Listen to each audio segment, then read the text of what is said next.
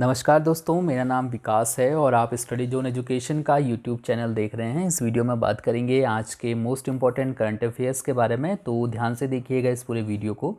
अगर आप किसी भी गवर्नमेंट जॉब एग्जाम की प्रिपरेशन कर रहे हैं और सबसे पहले करंट अफेयर्स पढ़ना चाहते हैं तो इस चैनल को सब्सक्राइब कर सकते हैं। हम लोग रोज़ शाम को दिन भर के करंट अफेयर डिस्कस करते हैं, जो कि आपके आने वाले सभी एग्जामों के लिए काफ़ी ज़्यादा बेनिफिशियल होगी।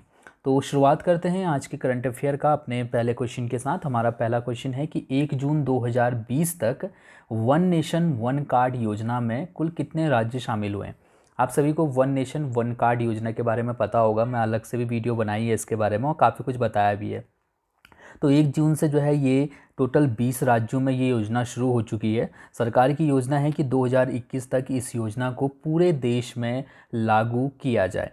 इस योजना का मेन उद्देश्य ये है कि मान लीजिए आप उत्तर प्रदेश के हैं, उत्तर प्रदेश के मूल निवासी हैं और आपने वहाँ पर अपना राशन कार्ड बनाया है, लेकिन किसी कारणवश आपको रोजगार के चक्कर में उत्तर प्रदेश से महाराष्ट्र जाना पड़े, तो आपको राशन कार्ड जो है अलग से नहीं बनाना पड़ेगा, बल्कि जो उत्तर प्रदेश में आपका राशन कार्ड था वही उसी राशन कार्ड से आपको महाराष्ट्र में भी राशन मिल जाएगा।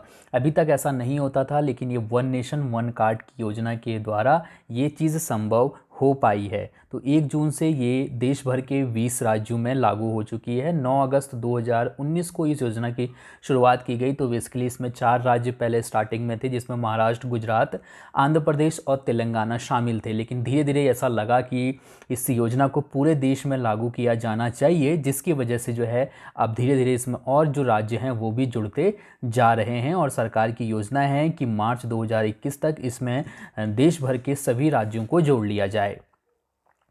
क्वेश्चन नंबर सेकंड है कि 2 जून को किस राज्य का स्थापना दिवस मनाया जाता है। इसका सही आंसर ऑप्शन बी वाला है, यानी कि तेलंगाना का 2 जून को तेलंगाना का स्थापना दिवस मनाया जाता है। 2014 में आंध्र प्रदेश से अलग होकर तेलंगाना अस्तित्व में आया था।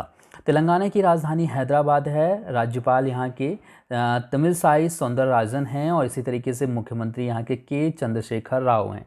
तो ये सभी चीज़ें आपको यहाँ से ध्यान होनी चाहिए। अगर मैं आपको तेलंगाना मैप में दिखाऊं, जैसे कि मैंने आपको बताया कि आंध्र प्रदेश से ये अलग होकर बना है, तो यहाँ पर आपको तेलंगाना दिख जाता है। इसकी जो सीमा है वो कर्नाटक, आंध्र प्रदेश, इसी तरीके से छत्तीसगढ़ और महाराष्ट्र से लगी हुई है। और इसकी जो राजधानी है हैदराबाद, वो भी हमें यहाँ पर सेंटर में दिखाई दे रही है। इसके बाद हम लोग अगला क्वेश्चन देखते हैं। अपना क्वेश्चन नंबर तीसरा है हमारा कि हाल ही में चर्चा में रहा निसर्ग क्या है। अभी निसर्ग ये शब्द चर्चा में है, ये क्या चीज़ है? तो इसका जो सही आंसर है वो है ऑप्शन ए वाला, यानी कि एक चक्रवाती तूफान है जो कि महाराष्ट्र और गुजरात में जो है इसकी वजह से काफ़ी ज़्यादा नुकसान होने की संभावना व्यक्त की गई है। और ये संभावना जताई जा रही है कि 3 जून को महाराष्ट्र और गुजरात तट से ये चक्रवाती तूफान टकराएगा। अभी अम्फान तूफान के बारे में मैंने आपको बताया था, जो कि उड़ीसा और पश्चिम बंगाल में जिसकी वजह से काफ़ी ज़्यादा नुकसान हुआ था। तो ये जो निसर्ग जो तूफान है, इसकी वजह से महाराष्ट्र और गुजरात में इसी तरीके के नुकसान की संभावनाएं व्यक्त की जा रही हैं, क्योंकि ये भी काफ़ी शक्तिशाली तूफान बताया जा रहा है। ठीक है, तो अरब सागर से ये शुरू हुआ है और 3 जून को ये महाराष्ट्र और गुजरात तट से टकराएगा। इसके बाद हम लोग बात करते हैं क्वेश्चन नंबर चौथे की, जिसमें हमको बताना है कि हाल ही में फोर्स द्वारा जारी सूची के अनुसार भारत में सबसे अधिक भुगतान पाने वाले खिलाड़ी कौन हैं। तो इसका जो सही आंसर है वो है ऑप्शन बी वाला, यानी कि विराट कोहली। अभी रिसेंटली फोर्स ने एक सूची जारी की है, फोर्स होगा ये, ठीक है, आधा ब और स ने एक सूची जारी की है। तो इसमें सबसे ज़्यादा जो भुगतान पाने वाले जो खिलाड़ी हैं, यानी कि सबसे ज़्यादा जो पैसा कमाने वाले खिलाड़ी हैं, उनकी सूची इसमें जारी की गई है। तो इसमें विराट कोहली को जो है भारत से शामिल किया गया है। टोटल इसमें 100 जो खिलाड़ी हैं जो सबसे ज़्यादा कमाते हैं उनकी सूची है ये, और इसमें विराट कोहली शामिल होने वाले एकमात्र क्रिकेटर हैं। 26 मिलियन अमेरिकी डॉलर विराट कोहली ने इस साल कमाए हैं और ये सूची में 66वें स्थान पे हैं। जबकि पहले स्थान पे स्विट्जरलैंड के टेनिस खिलाड़ी रोजर फेडरर हैं, जिन्होंने इस साल टोटल 106.3 मिलियन अमेरिकी डॉलर की आय अर्जित की है। ठीक है, तो याद रखिएगा, विराट कोहली एकमात्र क्रिकेटर हैं फोर्स द्वारा जारी सबसे अधिक कम भुगतान पाने वाले खिलाड़ियों की सूची में। इसके बाद बात करते हैं क्वेश्चन नंबर 5वें की, कि हाल ही में यस बैंक ने गिरवी रखे गए शेयरों के जरिए डिश टीवी इंडिया लिमिटेड में कितने प्रतिशत की हिस्सेदारी खरीदी है। इसका सही आंसर ऑप्शन सी वाला है, यानी कि 24.19%।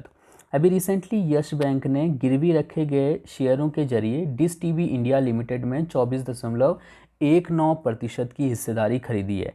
जो जब भी कोई जो कंपनी होती है, अगर वो किसी बैंक से लोन लेती है तो अपने कुछ शेयर जो है बैंक के पास गिरवी रख देती है, और किसी कारणवश अगर कोई कंपनी वो जो धनराशि उसने बैंक से लोन ली है अगर वो नहीं चुका पाती है, तो बैंक उस कंडीशन में जो शेयर गिरवी रखे रहते हैं बैंक के पास कंपनी के, उन शेयरों का अधिग्रहण कर लेती है। तो उसी तरीके का यहाँ पर भी हुआ है। डिश टीवी ने पैसा लिया था, डिश टीवी इंडिया लिमिटेड ने पैसा ले रखा था यस बैंक से, लेकिन उसको समय पर नहीं चुका पाया, जिसकी वजह से डिश टीवी में 24.19% की जो हिस्सेदारी है उसका अधिग्रहण कर लिया है यस बैंक ने। यस बैंक का मुख्यालय मुंबई में है और इसके एमडी और सीईओ हैं प्रशांत कुमार। क्वेश्चन नंबर 6 है कि हाल ही में निम्नलिखित में से किसके द्वारा एमएसएमईज के लिए चैंपियंस नामक प्लेटफॉर्म लॉन्च किया गया है। इसका सही आंसर ऑप्शन ए वाला है, यानी कि प्रधानमंत्री नरेंद्र मोदी ने। अभी रिसेंटली प्रधानमंत्री नरेंद्र मोदी ने छोटे और मध्यम उद्यमों के लिए चैंपियंस नामक एक नया प्लेटफॉर्म लॉन्च किया है। चैंपियंस का फुल फॉर्म मैंने लिखा है और आपको ये ज़रूर पता होना चाहिए, क्योंकि आपसे पूछा जा सकता है। चैंपियंस का फुल फॉर्म है creation and harmonious applications of modern process for increasing the output and national strength. तो ये चैंपियंस की फुल फॉर्म है और आपको ये ज़रूर से पता होनी चाहिए, याद रखिएगा।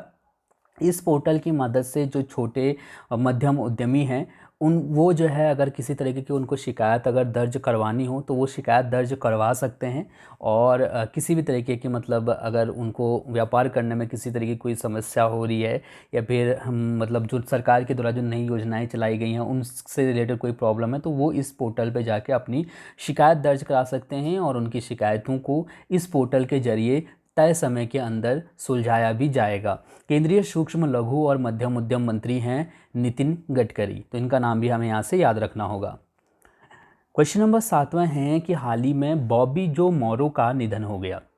बॉबी जो मॉरो का निधन हो गया, वो कौन से क्षेत्र से संबंधित है। तो बॉबी जो मॉरो प्रसिद्ध धावक थे और अभी रिसेंटली इनका निधन हो गया। अमेरिका के बहुत फेमस जो है ये धावक थे।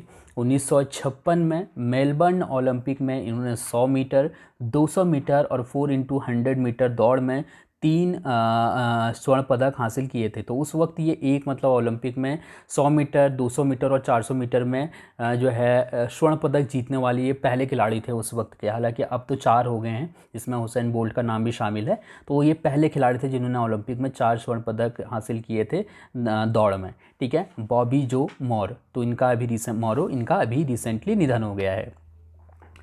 क्वेश्चन नंबर 8वां है कि निम्नलिखित में से किसके द्वारा हाल ही में खेलो इंडिया ई पाठशाला कार्यक्रम का उद्घाटन किया गया है।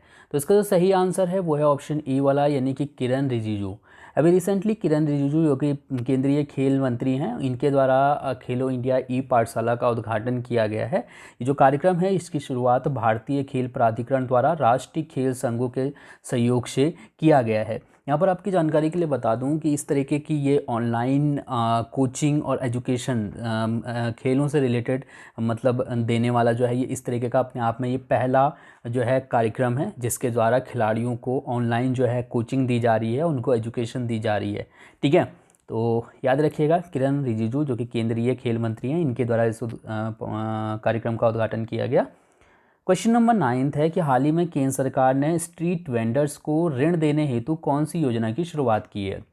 इसका सही आंसर ऑप्शन ए वाला है, यानी कि पीएम स्वनिधि योजना। अभी रिसेंटली केंद्र सरकार ने स्ट्रीट वेंडर के लिए पीएम स्वनिधि योजना की शुरुआत की है। इस योजना के तहत 24 मार्च 2020 या फिर इससे पहले जो लोग भी रेडी लगाते थे, यानी कि जो वो ठेला वगैरह बोलते हैं हम लोग, तो जो लगाते थे सड़कों पे, जैसे फल का हो गया और इसी तरीके के जो खाने पीने के जो छोटे मोटे अपने काम करते थे सड़क किनारे खड़े होके, नाई वगैरह हो गए। ठीक है, तो ऐसे लोग जो है तुरंत मतलब इनका व्यापार काफ़ी हद तक लॉकडाउन की वजह से काफ़ी हद तक उनको नुकसान हुआ है, तो वो तुरंत अपना जो काम है उसको शुरू करने के लिए 10,000 रुपये तक का जो है कर्ज ले सकते हैं बैंकों से, और 1 साल का टाइम उनको मिलेगा, जो कि वो किस्तों पे अपना जो पैसा है वो बैंक को वापस लौटा सकते हैं। ठीक है, तो पीएम स्वनिधि योजना की शुरुआत अभी रिसेंटली की है केंद्र सरकार ने। क्वेश्चन नंबर 10वां है कि जून 2020 में अंडमान निकोबार कमांड के 15वें कमांडर इन चीफ के रूप में किसे नियुक्त किया गया है? तो सिंपल सा है, ऑप्शन ए वाला यहाँ पर सही है, लेफ्टिनेंट जनरल मनोज पांडे को अभी रिसेंटली अंडमान निकोबार कमांड के 15वें कमांडर इन चीफ के रूप में नियुक्त किया गया है। सिंपल सा है लेकिन ज़रूर इंपॉर्टेंट क्वेश्चन है, यहाँ से इसको आपको ध्यान रखना होगा। क्वेश्चन नंबर 11वां है कि हाल ही में किस संस्थान के शोधकर्ताओं के द्वारा तमिलनाडु में मछली की एक दुर्लभ प्रजाति का पता लगाया गया है? इसका सही आंसर ऑप्शन ए वाला है, यानी कि central marine fisheries research institute के द्वारा। अभी recently central marine fisheries research institute के शोधकर्ताओं के द्वारा तमिलनाडु में मछली की एक दुर्लभ प्रजाति का पता लगाया गया है। ये जो प्रजाति है ये तमिलनाडु में मन्नार की खाड़ी में सुतुकराई तट पर पाई गई है। इस प्रजाति का नाम है बैंड टेल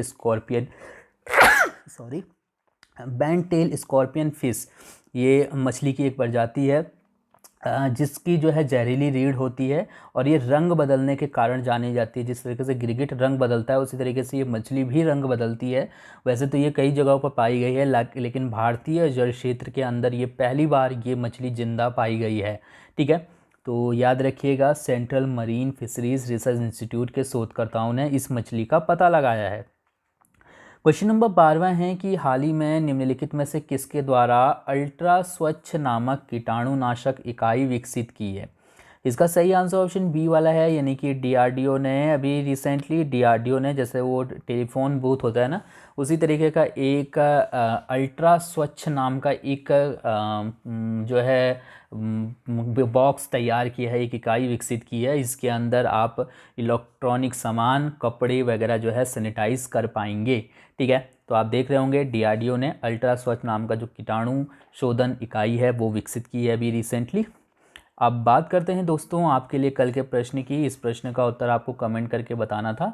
जो लोग भी कमेंट करके अपना आंसर नहीं देते हैं उन सभी से मैं रिक्वेस्ट करना चाहूँगा कि सब लोग अपना आंसर ज़रूर लिखा करें, ताकि मुझे भी समझ में आए कि आप लोग को कितना याद रह रहा है जो मैंने पढ़ा रखा है। मैंने आपसे पूछा था कि जो ये रिस्टार्ट पैकेज है इसका शुभारंभ कौन से राज्य में किया गया, तो इसका सही आंसर ऑप्शन डी वाला था, यानी कि आंध्र प्रदेश में रिस्टार्ट पैकेज का शुभारंभ किया गया है। ये जो पैकेज है इसके तहत लॉकडाउन के दौरान जो सूक्ष्म, छोटे और मध्यम उद्यम जो लॉकडाउन की वजह से जो इफ़ेक्टेड हुए हैं, तो उनको जो है मतलब सरकार अपनी तरफ से कोशिश कर रही है कि उनको उन जो समस्याएं से वो गुजर रहे हैं उससे बाहर उनको निकाला जाए। ठीक है, तो ये चीज़ याद रखिएगा, रिस्टार्ट पैकेज का शुभारंभ कौन से राज्य में किया गया। अब बात करते हैं आपके लिए आज के प्रश्न की। इस प्रश्न का उत्तर आपको कमेंट करके बताना है। आपके लिए आज का प्रश्न है कि मई 2020 में निम्नलिखित में से किसे दिल्ली राज्य उपभोक्ता विवाद निवारण आयोग का अध्यक्ष नियुक्त किया गया है?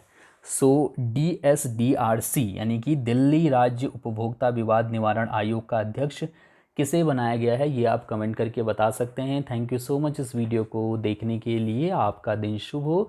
धन्यवाद।